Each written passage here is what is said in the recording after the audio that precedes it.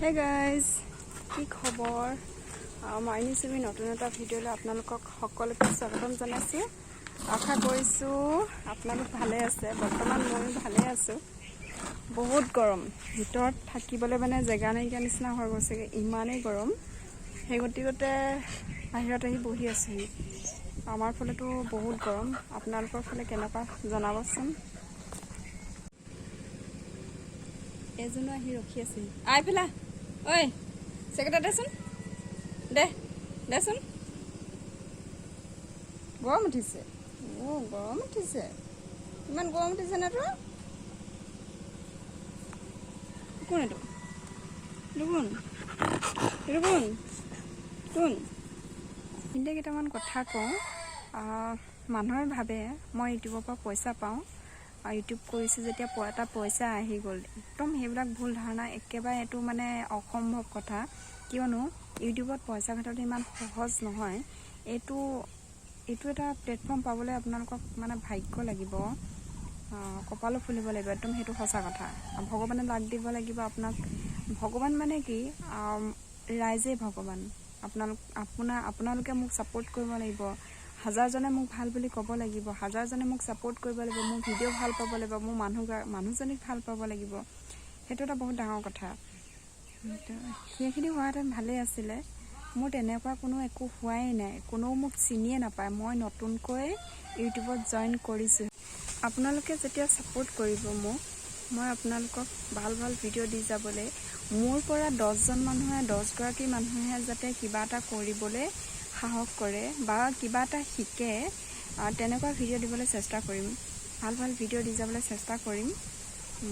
আপোনালোকে মোক ছাপোৰ্ট কৰি যাব।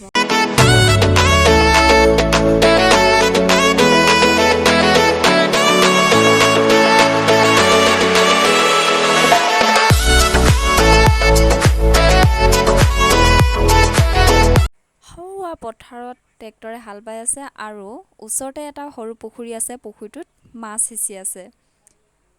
মাছকেইটা পালে মানে আপোনালোকক মই দেখাম, আমাৰ পুখুৰীত কিমান মাছ ওলায়। এইটো মাছ আছে, কিন্তু এতিয়া মাছ ওলাই থকা নাই।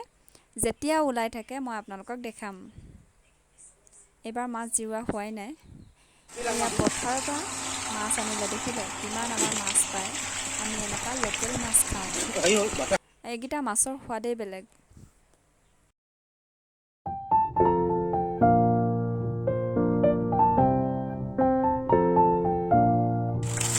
চব দি আছে না,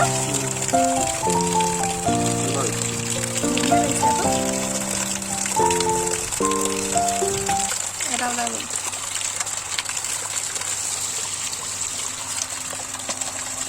খৰাহিটো ওলাই দিয়া।